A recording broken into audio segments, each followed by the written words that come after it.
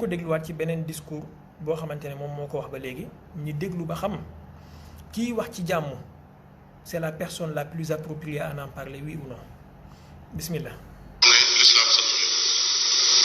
nga bàyyi xew social diggante ci te ngeen teg lu mel noonu nga ñëw ci yeneen yi nga xam ne nag l'islam da koo santaane wut sax nag faf nga xam ne benn day dugg ci cadre mooy yàlla wala mu dugg ci cadre biddaa. may leen ma leeralal leen li mu bëgg a wax nee na maanaam da nga fay bàyyi mbiru social dina leeral après da nga fay bàyyi mbiru social ñëw ci li nga xamante ne l'islam santaane wu ko sax faf benn dafay dugg ci cadre mooy yàlla wala mu dugg ci cadre bidaa mooy yàlla safara la jëmee nit bidaa safara la jëmee nit léegi nañ déglu mu wax ñu yan ñooy mooy yàlla yooyu ak bidaa yooyu nañ ko déglu mu waxal ñu ko ak làmmiñam. nag l'islam da koo santaane wut sax nag faf nga xam ne benn day dugg ci cadre mooy yàlla wala mu dugg ci cadre bidaa dugal ma ca sarax ya 3 jours yaag 40 jours yaag annuel baag saa bu at ma del see ñu delluwaat gàmmo yaag màggal yaag cant yaag yépp nga xam ne lenn lu ci ñëw lu nekk boo compté ci at mi ñaata lañ ci rey ci at mi ay nangami junni nag ngay lim. dégg ngeen yi mu lim ne dafay dugg benn ci cadre mooy yàlla wala ci cadre biddaa mooy sarax yaag gàmmu yaag màggal ya léegi ku mën a wax lii ne loolu dafay dugg soit ci cadre mooy yàlla wala ci cadre biddaa te nga xam ne ñi ngay waxal ci Sénégal ñi nga jëmale wax jooju dañoo gëm benn ci yooyu wala ñi gëm yooyu yépp ba pare nga ne dangaa bëgg a nekk ak ñoom ci jàmm ñi bàyyi la ci jàmm yow nga nekk ci jàmm waroon nañ koo laaj ñoom ñi toogoon foofu ci kanamam Cheikhana Dawtor wax ju mel nii naka la ko nit di gëmee ba pare di nekk ak nit ñi ci jàmm. ay nangami junni xar ngay lim ay nangami tani ceeb ngay lim te leen lu ci nekk ci benn bés lañ koy xëy faagaagal mu jeex yu mel noonu bu amee ci am réew moo xam ne liggéeyu seen koom-koom demewul noonu yàq gi àgg foofu te mu doon mbir yoo xam ne kenn ñemewul a toog di ko tudd itam maanaam même ñi wax ci wàllu économie ak ci ay gouvernement ak yu mel noonu dégg naa sax ñuy wax ba naan wàllu tabaski yeeg ak yeeg yu mel noonu dañ ko war a organiser waa seet yeeg yu mel noonu yàq gi nekk fii mooy lu rëy li foofu la nekk mais ki toog ci këram ba am biyam ba mu aje dem di aji kooku beneen affaire la alali boppam la yor mais ki ñëw jël koom-koomu réew mi nga xam ne mooy jur gi ñu yaakaaroon ngeen di ko jënd di participer di ko jënd di jënd ba jënd ci lu mat 30 000 am na benn xew-xew boo xam ne 30 000 teeb yooyu nag moom la jëlee ci benn bis lu populaire moo ko bind 2 millions ci ay ganaar suñ bi loolu réew mu mel noonu seen koom-koom fan lay taxawee ku mënta régler yooyu ba mu tegu ci aw yoon koom-koomu réew mi ci wàllu développement bu yaatu doo ko mën a régler loolu mooy li wér. d'accord yaakaar naa ñoo ko dégloondoo ñun ñëpp Cheikhana Dawtor wax na ne radiyallahu anhu nee na xew-xew yooyu nga xam ne mooy gàmmu yaag màggal yaag sarax ya il les a cités nommément nee na ay yàq la parce que liñ ci rey ci ay jur maanaam xar yaag ginaar yaag yooyu ba joxe lim nee na xaw ma 30 000 têtes ak 1 million ginaar nee na loolu yàq économie réew la léegi man tijaan bi wala diw sàngam murit bi miy dégg loolu nga di ko wax ne ko yam yi def yàq économie réew la mooy ne kon yow boo fi amee doole loolu daf fiy jugee parce que da ngaa jàpp ne yàq la te moom mu gëm ne loolu luy doxal économie réew mi la kooku naka nga mën a àndeek moom ci jàmm ngir yàlla naka nga mën a nekkee ak moom ci jàmm laa bëgg a xam léegi ndax mës nañoo am benn wootekat wala benn jàngalekat ci Sénégal wala benn docteur ci Sénégal bu mës a ñëw tenir discours bu mel nii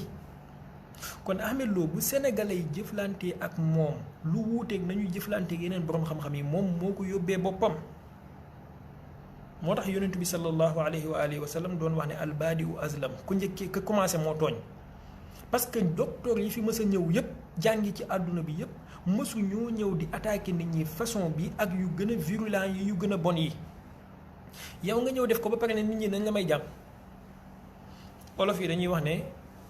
ku boot bukki xaj baw la ku bindoo ni ndënd xaw ma ni tama ñu tëggee la ñaari boor loolu mooy li wér kon donc nee na li mu wax nii mooy li wér li mu wax nii que ne gàmmu yi yàq la biddaa la mooy yàlla la màggal yi yàq la biddaa la wala mooy yàlla la sarax yi yàq la biddaa la wala mooy yàlla la luy yàq économie réew la nee na loolu mooy li wér loolu mooy li wér léegi ku am ay taalibe di leen jàngal lii naka nga bëggee jàngal nit lii ba pare nit du radicaliser wu forcément il va se radicaliser kon Ahmed Lo état bi ak autorités yi nañu xam ne moom moo boot bukki moo tax xaj di ko bëw te radicalisme bii ak extrémisme bii moom moo ko jàngale ci Sénégal moom moo ko fi commencé moom moo ñëw wan ay taalibeem ak ñi ko gëm que ne li fi waa Sénégal nekk yëpp ay caaxaan la il faut nga delloo leen ci l'islam bi wér liñ fi nekk yëpp du diine loolu moo nekkoon ci ay téereem moo nekkoon ci ay discours am léegi nag bi mu demee ba jaaxle bëgg a def opération de séduction moo tax mu commencé di changer discours naan ay Serigne Touba ci alxuraan ak sunna la nekkoon ay nañu woote ci jàmm ay kenn mënumaa génne sama dëkk loolu bi mu demee ba jaaxle la moom la alxuraan di wax ne bu ñu duggee ba muy wax ci yéeféer yi bu ñu duggee ci géej seen gaal yi di waaj a lab daawullaha muxlisina lahu diin bu ñu demee nag ba mucc commencé di bokkaale waat yàlla opération de séduction bi li ko waral mooy ñaari côté premièrement Ben Salman bi mu ñëwee ba léegi robinet yi dafa commencé tëju robinet financement yi dafa commencé tëju donc forcément soxla nañu wanewaat ne ñoom ñi ngi exister bind ay invitation yónnee ambassade u Arabie Saoudite def ay vidéo yónnee ko ci mamlaka pour que financement yi mën a continuer waat di dugg parce que système bi ñu daan def bu njëkk ba di photo ay jumaa yu yeggul di ko yóbbul waa Arabie Saoudite ñuy financé wala di photo ay tabax yu yeggul dem yóbbul leen ko ne leen ay école la gars yi di financé système boobu dafa obsolète léegi il faut ñu réinventé waat beneen système bu bees mooy wan leen ne léegi nag ñun sampu nañ biir Sénégal existé nañ en tant que force boo xamante ne kenn mënatut a dem sans ñun parce que mbooloo maa ngi nii donc venez nous aider en tant que benn force boo xamante ne boo moytuwul sax lañ daan def danañ def lu ko raw ndax léegi nekk nañ benn force loolu mooy première bi. deuxième bi mooy opération de séduction bi dem na ba fi mu toll nii réew mi gis na ne xat na fi depuis nangami at une vingtaine d'années et plus yaa ngi fi xataay boo xamante ne xajoowoo ak kenn ku dul ñi la gëm ak say taalibe léegi naka ngay réinsérer waatee sa bopp ci réew mi pour ñuy compter waale ak yow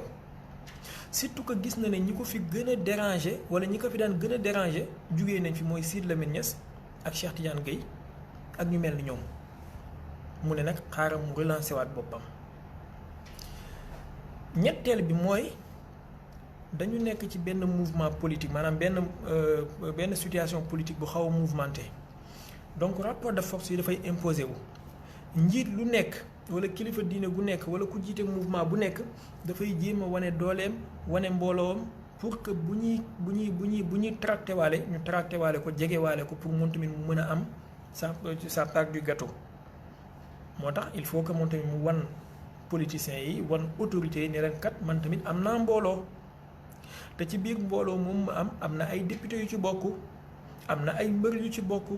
am na ay diw ak diw yu ci bokk moo tax ngeen dégg ko ci biir discours am mu wax ne ay borom yi xam-xam ñoo nekk ci suñu biir ay intellectuel ay nàngam parce que il faut mu wan nit ñi ne ñun du ñu mbooloo ab gétt xar kon soxla ngeen ñu ñëw leen ci ñun loolu la. alors bu ñu continuer ci discours Ahmed Lo bi ba léegi mu am benn affaire bu mu wax bu xaw a am man daf maa tiital bi ma ko déggee mooy ne mës naa dox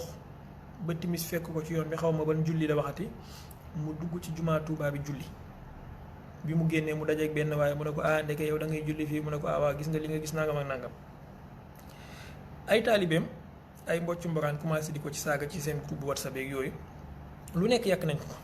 waaw cheikh bi ndeke daf ñu doon nax dafay contradictoire ak li muy jàngale nangam ak nangam gis nga audio yooyu boo ko déggee tu comprends deux choses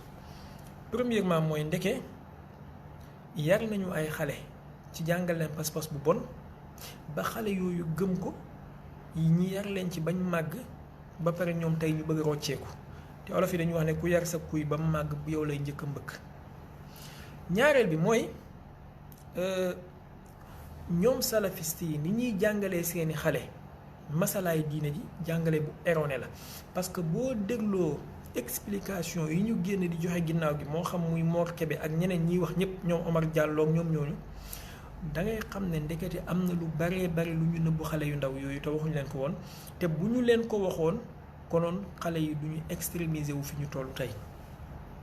bëggoon naa yaatal lool nag jël masala yi benn par benn te mais xam naa ba avec le temps incha allah ci semaine yi di ñëw premièrement lu mel ni masalaay julli ci jumaa bu am bàmmeel Ahmed Lo nee na julli na ci jumaa Touba bi ñun li ñu xamoon mooy ñoom ci nit ñuy jàngalee seeni taalibe dañ ne leen bépp jumaa boo xam ne dañ faa suul nit daganu ñu julli fa parce que dafay soppali ko armeel loolu la ñuy jàngal seen taalibe yi mais nag bi ñu demee ba commencé dugg ci garage commencé am problème seen xale yi commencé di leen critiquer ñu commencé génn nag di leeral masala bi naan déedéet masala bi liñ ci jublu mooy jumaa ji tànk bu fekkee benn miir sax moo dox diggante jumaa ji ak rawdu bi kon loolu nekkatul bàmmeel jumaa ji dafay des di nekk jumaa du am àttey bàmmeel li ñuy bañ daal mooy booy julli sa digganteeg néew bi wala sa digganteeg fi ñu suul néew bi bu ci dara dox loolu la ñuy bañ mais par exemple bu fekkee ci benn néeg la nekk te néeg boobu noonu nekkul ci digg jumaa ji nekkul ci nangam ak nangam loolu amul problème. yaa xayti lu tax leeral yooyu mosu leen koo leeral depuis 1900 nangam ba léegi pourquoi vous n'avez jamais expliqué aussi limpidement et explicitement masala bi nu mu toll xam ngeen nag luy seen problème mooy. li ngeen di leeral tey nii ñun bu yàgg lañu ko suñuy sëriñ leeralal moo tax yéen nag ngeen nëbb ko seen taalibe yi dëpp leen leket takkal leen ay lunettes ne leen bu leen déglu mutasawifa yi bu leen lig seeni téere bu leen nangam jox leen benn doctrine ak benn direction ñu dem ba gëm ne loolu la jàpp ne bépp jumaa bu ñu suul bàmmeel fépp fu ñu ko mënti suul ci jumaa ji mooy jumaa ji dafay nekk jumaa ju araam pour ñu jullee fa jàpp ne bépp jumaa bu ñu suul néew ak fépp fu ñu ko mënti suul foofu dafa nekk loo xamante ne dañ kaa war a sulli wala dañ kaa war a bombarder mais bu ngeen leen jàngaloon tafasil yi maanaam détails yi bu ngeen leen ko jàngaloon que ne leen bu ñu xasee def benn mur diggante fi ñuy jullee ak fi ñu suul néew bi kon àtte bi dafay changer bu ñu xasee def néew bi ci beneen néeg boo xam ne bokkut ak fi nit ñi di taxaw di julli àtte bi dafay changer konoon problème du am. ñun loolu lañ ñu jàngal yéen tey bi ngeen demee ba jaaxle pour muccal seen docteur bi wax ne moom julli na ci jumaa Tuubaa bi ngeen koy commencé di génnee kon ndekete xamoon ngeen dëgg da ngeen koo nëbboon léegi nag lan mooy àttee boroom xam-xam bu xam dëgg nëbb ko du ko génnee lu dul bu nekkee ci jaaxle ak ci diggante mais bu nekkul ci jaaxle ak ci diggante manipuler dëgg gi manipuler xam-xam bi nu mu ko neexee lan mooy àtteem yéen a ma ko gën a xam jarul ma leen koy wax.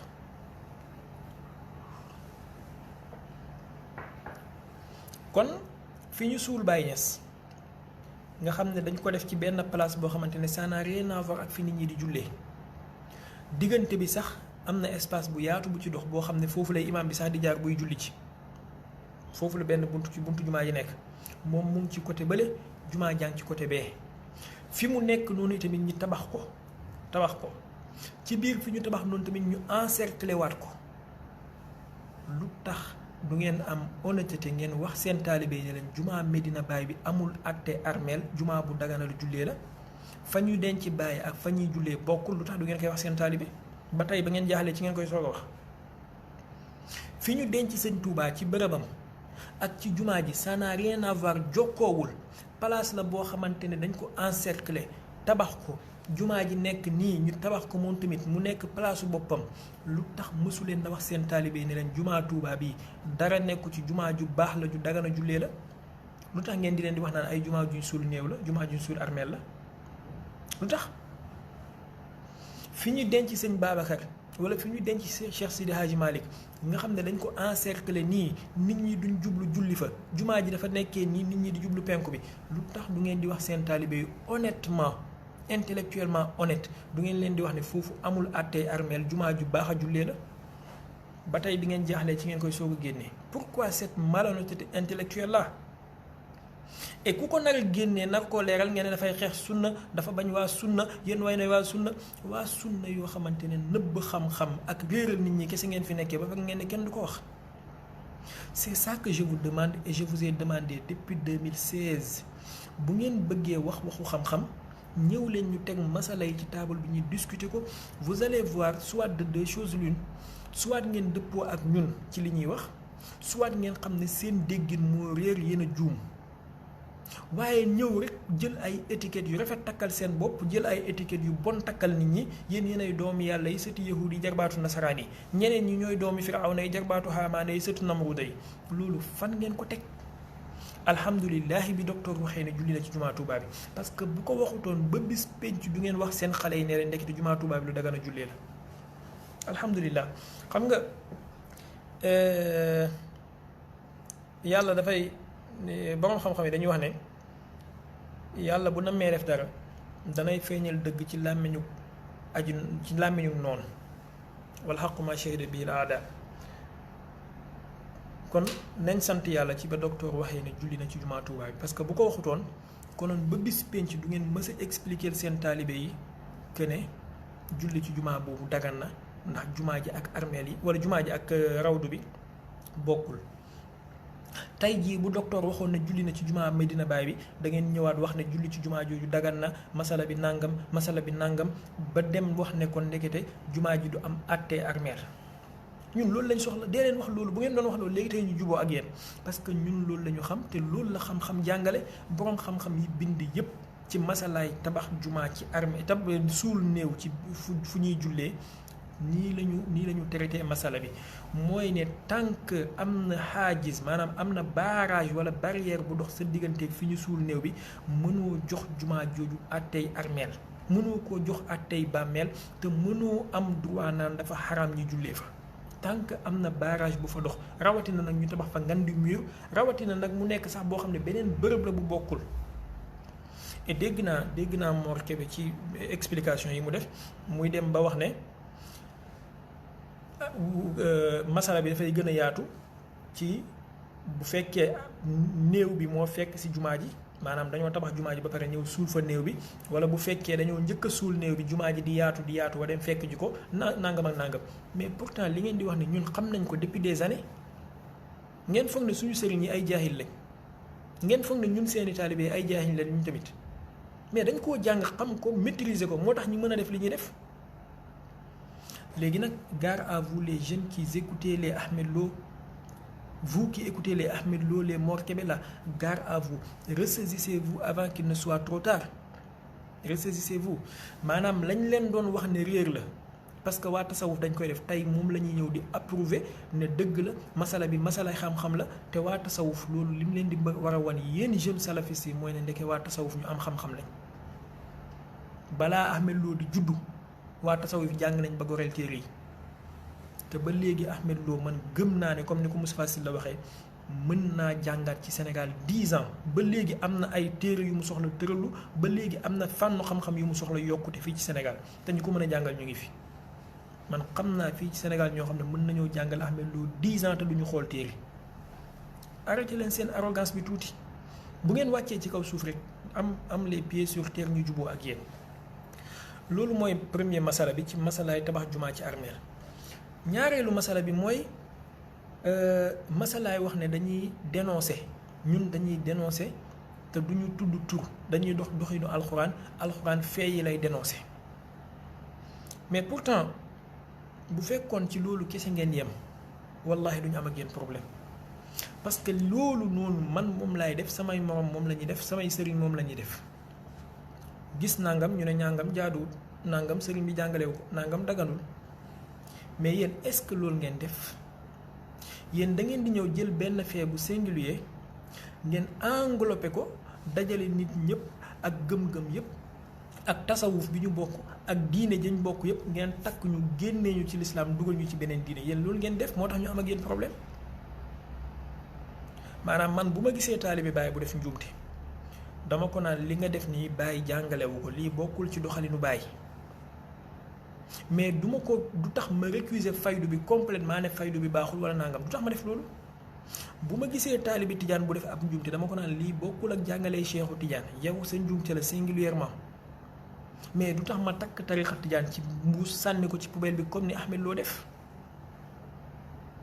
léegi yéen seen méthode bi ngeen di doxee moo leen jural problème mais bu ngeen doxoon kon méthode bi nit ñi di doxee ci di dénoncer te teg ko ci xam-xam te di yemale lenn lu nekk kaka jëf ca jëf ja kese ngeen bàyyi diine ji ngeen di génnee nit ñi konoon kenn du am ak yéen problème. ñun amul kenn ci ñun ku mës a weddi ne tasawuf am na ay dérive amul kenn ci ñun ku mës a weddi ne wahhabisme waxuma la am na ay dérive mais wahhabisme ci boppam dérive la amul kenn ci ñun ku ko weddi amul kenn ci ñun ku weddi ne nekk chia am na ay dérive amul mais ndax dafay tax ñu jël wahhabiste yépp takk leen génnee leen ci lislaam wala ndax dafay tax ñu jël sufiyanke yëpp takk tasawuf ci boppam génnee ko ci lislaam wala ndax dafay tax ñu jël chia yëpp ak chiisme takk ko génnee ko ci lislaam loolu du doxinu xam-xam léegi xaaral ñu ñëw aux choses les plus sérieuses ci téere Ahmed Lo bi téere bi nga xamante ne ñu ngi ciy wax ne moom mësta saaga kenn téere bi téere xam-xam la critique intellectuelle la def critique scientifique la il faut lui apporter des réponses scientifiques xaaral ñu ñëw ci ñu jéem a xool tuuti li nga xamante ne nii mën nañ ko ci kii gis nga d'abord ñun bañuñu ko bind téere te foofu ma jox leen réponse que ne li ngeen di sonal nit ñi toujours naan ay nañu bind tontu ko gis ngeen téere bi téere Cheikh Tidiane Gaye la rahimahullah mu ngi tudd kitaabu taqdis bayna talbis wa tadlis wa tadnis. Il a écrit en réponse à Ahmed Lo et son livre daf ko bind pour tontu Ahmed Lo ak téere bi téere baa ngi nii Cheikh Tidiane Gaye moo ko bind. gis ngeen téere bi téere Sidy Lamine Niass la rahimahullah mu ngi tudd al fikru suufi bayna al i'tiqad wal intiqad qiraa fi salaasa utruxaat jaamiiya manshura li docteur wala li dakatira Alaaji Njaay Ousmane Dia Mohamed Ahmed Lo téere bi téere Sidy Lamine la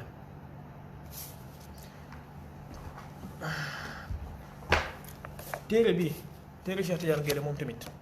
mu ngi tudd laa yafqahuun téere Cheikh Tidiane Gaye la rahimahullah kon arrêtez de dire que na nit ñi bind tontu leen ñaata yoon la ñu bind et ñi bind tontu leen est-ce que wax ngeen ci ñoom est-ce que tontu ngeen leen liñ leen critiquer ak fañ leen du baaraam est-ce que tontu ngeen ci lañ leen wax ne njuumte la est-ce que répondre ngeen ci jamais Cheikh Tidiane Gaye li mu bind nii ba bi muy génn àdduna Ahmed Lo waxu ci piip waxu ko ci au contraire Sidy Lamine daf leen invité débat Ahmed Lo daw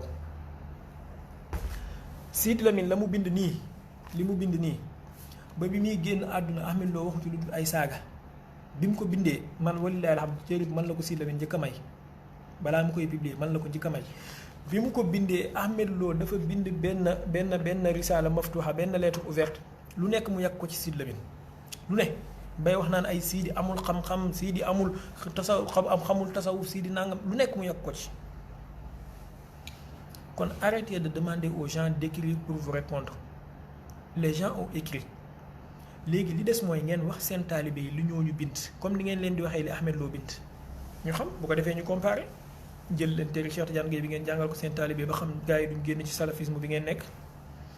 jël leen téere Sidy Lamine bi ngeen jàngal ko seen taalibe ba xam du réduire Ahmed Lo ak son mouvement à néant epsilon de zéro la koy réduire. léegi boo ñëwee ci téere Ahmed Lo bi ñun li ci suñ problème sincèrement mooy wax naa ne bañuñu ko bind bañuñu ko critiquer intellectuellement et scientifiquement bañuñu ko dul baaram ci yenn mbir yi mais Ahmed Lo dafa bind téere tuddee ko sellal gi waa tasawuf di sellal seeni sëriñ ba di leen yóbbu ci maqaamay yàlla ak ab yonentam ci biir téere boobu mu wax ci ay wax premièrement mooy dafa wax ne moom doxalin bi muy doxee ci téere bi mooy bépp wax ju muy indi daf koy jëlee ca ka wax ja wala ca fañ ko bind ca maanaam ca référence cosaan bi mu ne lenn rek mooy tax mu ut référence intermédiaire référence boo xam ne dafa toxal mooy soit mu nekk ne te lii mu ngi ko wax ci page 19 ci téere bi mu ne soit mu nekk ne référence su cosaan bi existé wul maanaam dafa réer mënatuñ koo am wala mu nekk ne référence su cosaan bi dafa nekk en manuscrit boo xam ne moom jotewu ci pour mën koo liiral boppam wala mu nekk ne référence su cosaan bi dañ koo bind ci beneen langue boo xamante ne moom déggut ko beneen làkk boo xam ne déggut ko am ku ko traduire moom mu jëlee ca kooku traduire donc ñetti doxalin yi mu ne ci lay doxee d'accord léegi bu fekkee ci ñetti doxalin yooyu la nañ xool ba xam téere bi c'est scientifique ou pas ak ndax moom la mu wax ne moom lay doxee ci téere bi respecté na ko jusqu'au bout ou pas boo demee ci téereem bi di nga ko fekk ci page 559 jàpp 560 mu wax ji nga xamante ne moo jur coow lu rëy lii te man ma jàpp ne am na lu ko gën a rëy lu ko gën a garaaw ci téere bi foofu mooy wax ne sufiyanke yi lu xaraam amul ci ñoom dagan na yaay sëy ak doomam bu góor bàyyi sëy ak doomam bu jigéen sœur sëy ak frère am frère sëy ak sœuram léegi ñoom li ñu nekk di layalee loolu ba Omar Diallo gis naa ko mu dem toog ci plateau Tunkara bi ne daf koy layal ni ñu nekk di ko layalee mooy Ahmed Lo dafa toxal wax ji il a cité donc du ne moom moo ko fent mais déedéet c'est pas vrai je suis désolé mais c'est pas vrai Ahmed Lo la mu cité na ko mais la mu commentaire ci ginnaaw citation bi ñun loolu la ñuy wax baatu fa haulaai naasi boobu ba paragraphe bi jeex loolu waxu Ahmed Lo la min banaati afkaarihi loolu cité wul ko ci kenn moom moo ko wax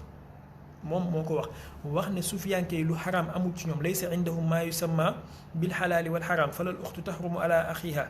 loolu waxu Ahmed Lo la waxu ngóor si loo la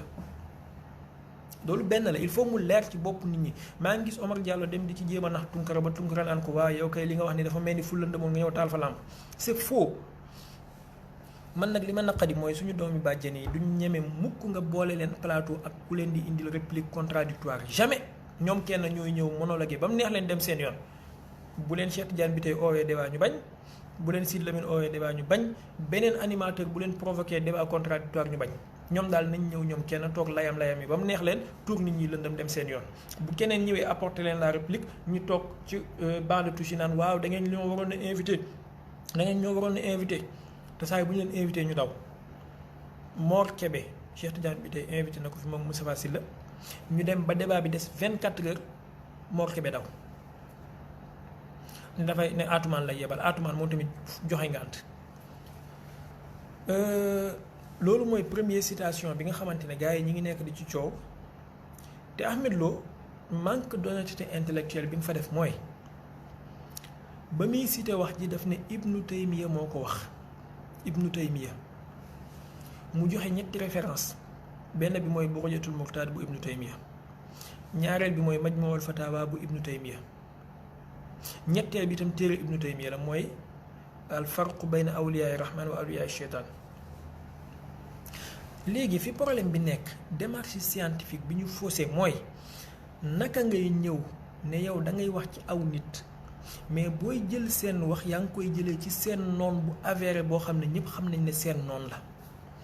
maanaam mu ngi mel tey jii ma ne la yonentu yàlla Muhammad wala l'islam nangam nga ne ma kan moo wax loolu fan nga ko jëlee ma ne la Salman Rushdie moo ko wax ndax Salman Rushdie dafa nekk benn xujja ci l'islam ba bu waxee ci l'islam ñu war koo jël wala ma ñëw ne la yonent bi sallallahu alayhi wa sallam nangam nga ne ma kan moo ko wax ma ne la yahud yee ko wax ndax waxu yahud yi des koy sukkandikoo ci yonent bi sallallahu alayhi wa sallam loolu mooy premier malhonnêteté intellectuelle bi Ahmed Lo def maanaam indi waxu Tilmisaani ne Ibnu Taymiya moo ko wax la waroon mooy nga jëlee ko ci téere Tilmisaani wala ay taalibeem mais Ibnu Taymiya duut argument boo war a sukkandikoo ci booy wax ci tasawuf loolu benn la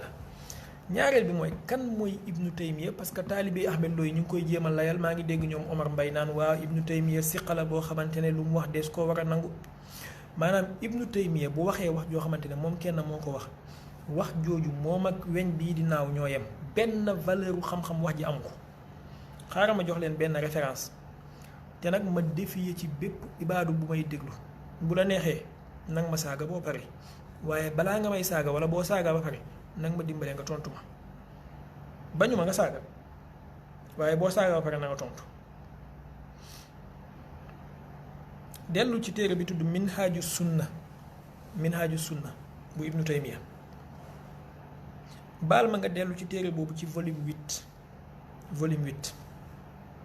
ci page 416 ci minhaaju sunna laa la waxuma la téere benn mutasawif téere Ibnu Taymiya boo xam ne amul ñaar ñuy werante ci kaw suuf ne Ibnu Taymiya moo bind téere bi dellul ci volume 8 ci page 416 di nga gis Ibnu Taymiya di wax lii mu ne kama fi lxadis rawahu lbuxaari an abi darda anna nabiya sallallahu alayhi wa sallam wala an nabiy sallallahu alayhi wa sallam annahu qaal yaa ayuha nnaasu irafu li abi bakrin xaqahu fa innahu lam yusini qattu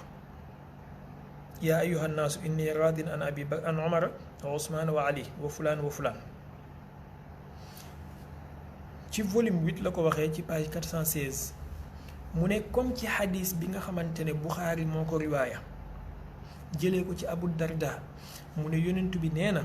yéen nit ñi reconnaître leen Seydina Babacar xaqam ak yelloom ndax mësta wuuteeg man mësumaa def lu mën a xadi xadis bi bépp saxiixul Buxaari bu nekk ci kaw suuf na ma salafiste àdduna bi déglu ñëpp laa wax waxuma salafiste Sénégal yi de salafiste àdduna bi yëpp commencé ko ci ñi nekk Saoudia boo ñëwee Sénégal commencé ko ci Ahmed Lo na ma ñëpp dégg amul ci benn téere saxiixul Buxaari ci kaw suuf ku ma ko génneel ci benn saxiixul Buxaari buy dox ci kaw suuf ma dagg sama tubay yëpp déjà sikkim bi gis ngeen commencé naa kaa guddal donc moom amul problème damay bàyyi mu gën a wàcc ma dagg sama tubay yëpp dugg ci salafisme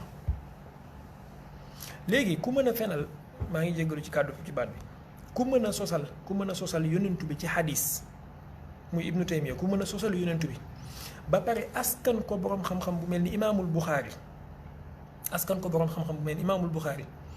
ndax kooku moom la ñuy doylooti mu naan ñu diw sàngam wax na wala diw sàngam nee na lu xaraam amut maanaam koo xamante ne lam yatawara an yakziba ala nabi sallallahu alayhi wa sallam ndax kooku moom la ñuy doyloo feguwul ci fenal yonent bi feguwul ci fenal ay boroom xam-xam di joxe ay référence di joxe ay saxaaba di joxe ay téere te wax ji nekkul ci téere yooyu ndax kooku moom la ñuy doyloo mun naa ñu Tilmisaani wax na saaga leen ma bu ngeen paree amul benn problème mais daal dimbale leen ma bu ngeen ma ko génneelee xadis bi ayyuha nnaasu i'rafu li abi bakrin xaqahu fa innahu lam yusini qattu bu ngeen ma ko génneelee ci benn saxiixul Buxaari sama sikkim baa ngi nii déjà kii na damay peñe rek mu gën a wàcc bu ma toogee xam naa ay 3 mois watuwuma dina xaw a toll fii sama tuba yi am naa tailleur dama koy woo mu ñëw jël suba mu cëkkalal ma yépp bu ngeen ma ko génneelee ci benn saxiixul Buxaari ma nekk salafiste billahi allazi laa ilaha illa huwa billahi wallahi tallahi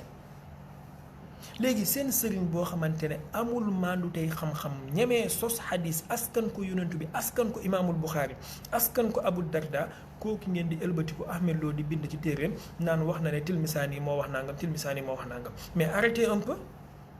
arrêtez Ibnu Taymiya waxam ci balance su xam-xam epsilon de 0 lay compter lu dul mu wax loo xamante ne am na ñu ko jiitu ci wax ko wala mu wax loo xamante ne boroom xam-xam yi dëppoo nañ ci mais lu dul loolu Ibnu Taymiya wax lu ko neex am na benn téere bu benn boroom xam-xam bi ne bu tudd min aqtaabil kazzaabiina Ahmad Ibnu Taymiya al-Harraani bokk na ci xut bu ñu dàq fen ci kaw suuf Ibnu Taymiya téere bi am naa ko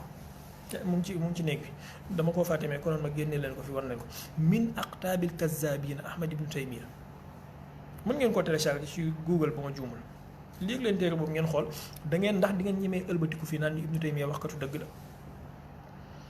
léegi leen téere bi tudd min aqtaabil kazzaabiina Ahmad Ibnu Taymiya ndax di ngeen ñemee ëlbateeku ci ñëw naan ñu Ibnu Taymiya waxkatu dëgg la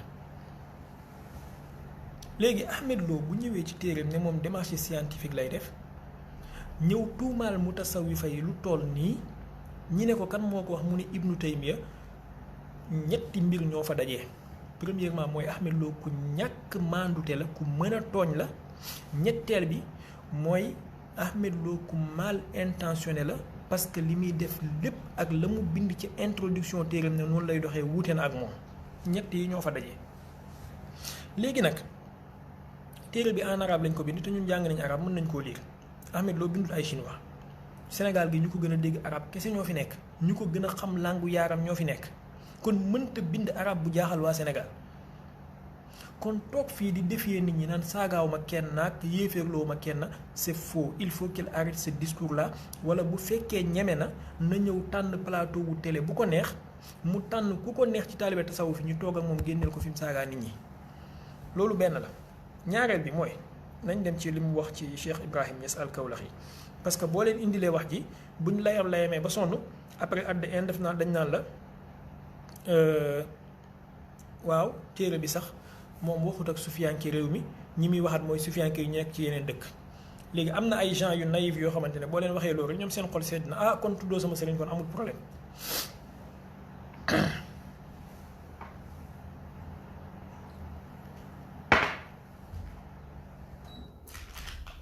loolu ci naïveté la bokk maanaam bu ñu layamee ba sonn ne la waaw téere bi waxut ak waa Sénégal waxut ak Sidi Hadji Malick waxut ak Baye Niass waxut ak El Hadj Omar Foutiyou waxut ak Serigne Touba ñoom sufiyanke yi nekk ci bitim réew ak ci yeneen dëkk yi di def ay dérive ñoom la Cheikh na docteur di waxat kon yéen amuleen nag ñoom problème xam nga lu tax ñu am ak yow problème ba léegi mooy